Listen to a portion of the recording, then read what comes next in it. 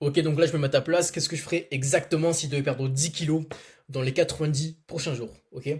Donc là aujourd'hui, si tu regardes cette vidéo, c'est parce que tu as essayé de faire plein de régimes, tu as essayé de faire du cardio, mais t'as jamais vraiment réussi à perdre du poids. Du coup là concrètement, je me mets à ta place. Et qu'est-ce que je ferais si je devais perdre les 10 kilos dans les 90 prochains jours? Ok? À savoir que une perte de poids avant tout, c'est une question d'état d'esprit. Ok? C'est-à-dire que aujourd'hui, si tu es toujours en surpoids ou en obésité, c'est parce que tu fais encore les actions d'une personne qui est en surpoids ou en obésité, mais surtout tu as encore l'état d'esprit d'une personne qui est comme ça. Ok? Donc tu dois vraiment shifter ton état d'esprit, bien sûr. C'est pas du jour au lendemain que tu peux le faire. Ça prend du temps, ok? Mais tu dois vraiment prendre conscience de ça parce que aujourd'hui, si tu faisais les actions, mais surtout si tu avais l'état d'esprit d'une personne qui est fit, voilà, qui mange sainement, qui prend soin de son hygiène de vie, mais surtout la personne que tu veux incarner, eh bien, tu ne serais pas dans la même situation. Ok? Donc, tu dois vraiment incarner le physique idéal, le personnage idéal que tu rêves d'être pour ensuite faire les actions de cette personne-là. Et tu verras qu'après, tout sera beaucoup plus simple. Ok? Donc, premièrement, fais le shift dans ton état d'esprit et tu verras que le reste va découler tout seul. Ensuite, check ton environnement. Alors ça, c'est vraiment hyper important parce que y a beaucoup de gens qui sont avec des proches qui les soutiennent pas dans leur part de poids, qui voilà, qui sont hyper négatifs et même des fois ils les font dériver entre guillemets. C'est-à-dire que imaginons que tu essaies de perdre du poids et là d'un seul coup tu as un ami qui te dit bon allez un petit McDo là de temps en temps ça fait pas de mal alors que toi absolument tu veux réussir ton objectif et que tu veux perdre du poids. Mais malheureusement, si tu as trop de tentations qui sont pas en cohérence avec ton objectif, bah tu vas jamais y arriver et puis même tu peux avoir ce sentiment d'échec à chaque craquage entre guillemets et revenir à la case départ. Donc c'est clairement pas ce qu'on veut. Du coup, tu dois vraiment faire le tri. Si ton objectif est vraiment important pour toi, tu dois vraiment faire le tri dans ton entourage et vraiment faire que ton environnement soit favorable. Et bien sûr aussi minimiser au maximum les produits ultra transformés, style gâteau, biscuits dans les placards, parce que forcément ça va jouer aussi. Dans les moments où tu seras un petit peu fatigué, dans les moments, voilà, dans la vie où t'as des downs, t'as de la fatigue, bref, t'as des moments où t'es pas positif, bah tu vas forcément craquer sur des choses qui sont inutiles, qui n'apportent aucun nutriment, qui sont vraiment inutiles pour le corps et ça monte très vite en calories. Donc, minimise au maximum les produits transformés, bien sûr. Euh, c'est ok de faire des McDo, de manger des gâteaux ultra transformés de temps en temps, si ça reste en cohérence avec ton objectif et que t'es ok avec ça. Mais tu dois minimiser au maximum les dérives potentielles et les produits qui sont néfastes pour la santé. Ok?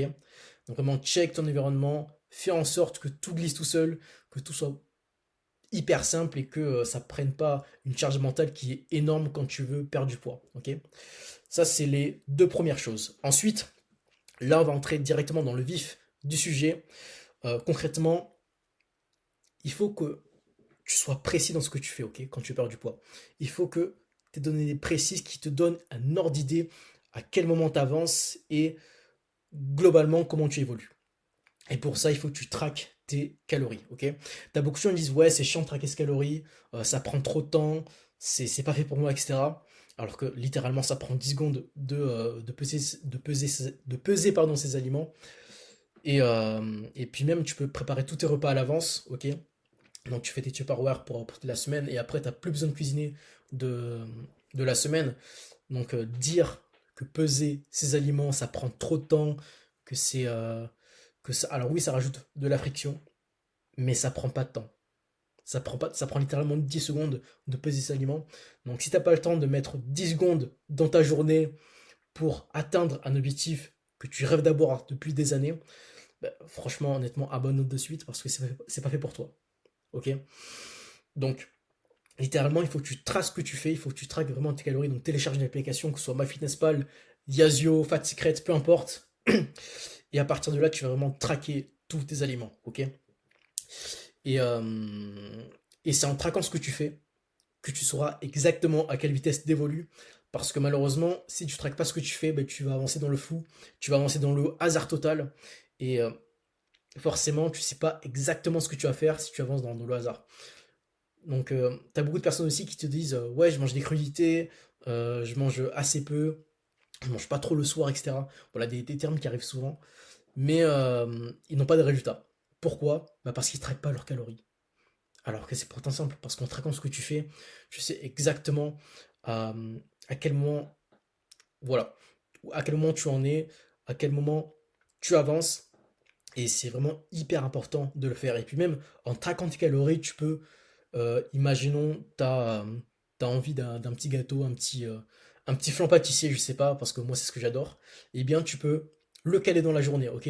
Donc admettons ça fait 500 calories, et tu sais que tu as 500 calories de disponibles à mettre dans l'application pour te caler ce flan-là et toujours rester en déficit calorique, ok? Donc c'est vraiment hyper important de traquer tes calories pour aussi inclure des aliments qui te font plaisir. Même si, euh, même si ta diète doit être un plaisir globalement, tu ne dois pas ressentir de frustration, c'est bien aussi voilà, de manger des choses, comment dire, un peu porn food, on va dire, qui, euh, qui vont jouer sur la santé mentale. Ok. Donc ça, c'est la première chose. Ensuite, pour la deuxième chose, tu vas être beaucoup plus actif au quotidien.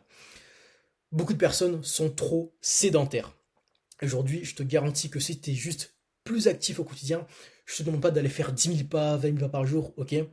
Mais juste d'être plus actif, donc c'est-à-dire augmenter ton nombre de pas de 2 000 ou 3 000, bah, ça va faire une grosse différence, je te le garantis.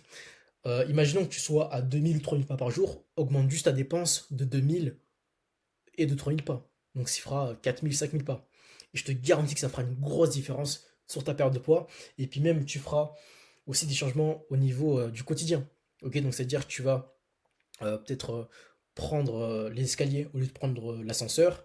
Tu vas, pour les trajets courts, prendre le vélo au lieu de prendre la voiture, etc., etc. Mais tu vas faire des petits changements qui vont te permettre d'être beaucoup plus actif et dépenser davantage de calories.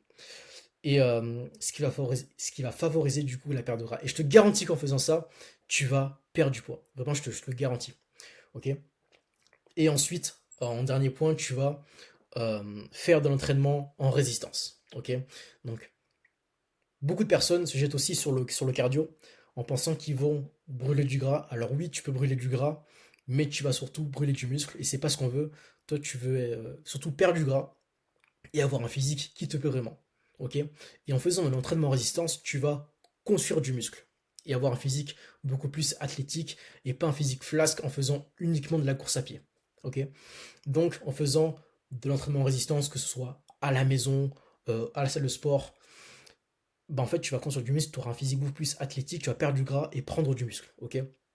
Et c'est clairement ça qu'on veut à à la fin du coup de ta perte de poids. Ok. Donc voilà pour les grandes lignes, vraiment. T'as juste ça à faire, t'as juste vraiment à te focaliser sur les 20% des actions qui t'apporteront les 80% des résultats. Vraiment, t'as juste ça à faire, t'as juste à te focus sur du coup, sur les piliers principaux qui sont ceux-là et rien d'autre. Vraiment, rien d'autre. Vraiment, t'as juste à faire ça. Ok. Et pour connaître ce que tu dois manger en déficit calorique, ça je l'ai pas précisé, mais tu vas aller sur TDEE, ok, sur Google. Alors, je sais pas si je peux te le montrer actuellement ici. Euh, tac. Euh, ok. Donc tu vas aller sur TDEE et à partir de ce site-là, tu vas pouvoir calculer ton déficit calorique et savoir exactement ce que tu manges en perte de gras. Ok. Donc là, la connexion est pas top. Ça charge. Ah, elle est parfait. Donc là, je vais mettre mon exemple à moi. Ok. Donc 22 ans, 80 kilos, 1m75, 3-5 séances par semaine. Et voilà, si vous ne connaissez pas votre body fat, c'est ok. Et donc voilà, vous arrivez ici. Donc là, j'ai mon métabolisme de base qui est à 1789.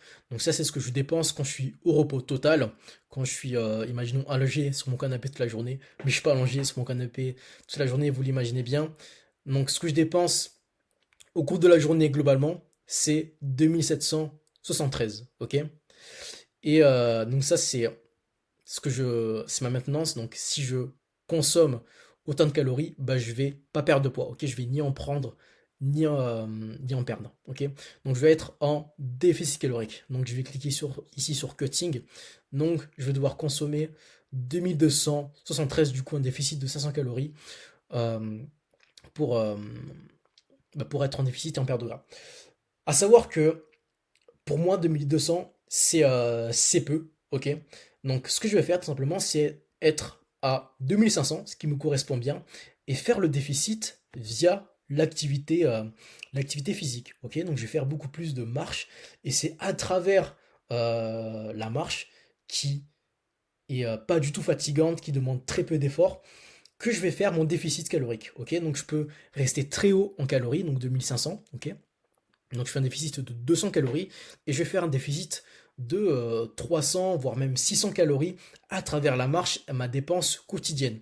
Et c'est comme ça que je vais arriver à faire du coup un déficit calorique qui sera pas trop contraignant parce que du coup je vais manger beaucoup en termes de calories et je vais pas du tout me fatiguer parce que bah, la marche c'est pas du tout fatigant. Donc voilà. Voilà pour ça. Et pour l'instant ouais c'est tout. Ok. Donc voici pour la vidéo. C'est ce que je ferai en tout cas moi si je vais perdre 10 kilos. Et franchement, il n'y a rien de plus compliqué. C'est vraiment hyper simple de perdre du poids quand on fait les choses correctement. Et, euh, et vous voyez qu'il n'y a pas, voilà, il y a pas de sauce miracle, il y a rien du tout. C'est pas une baguette magique. Donc vraiment, focus sur les piliers principaux et vous allez réussir à perdre du poids.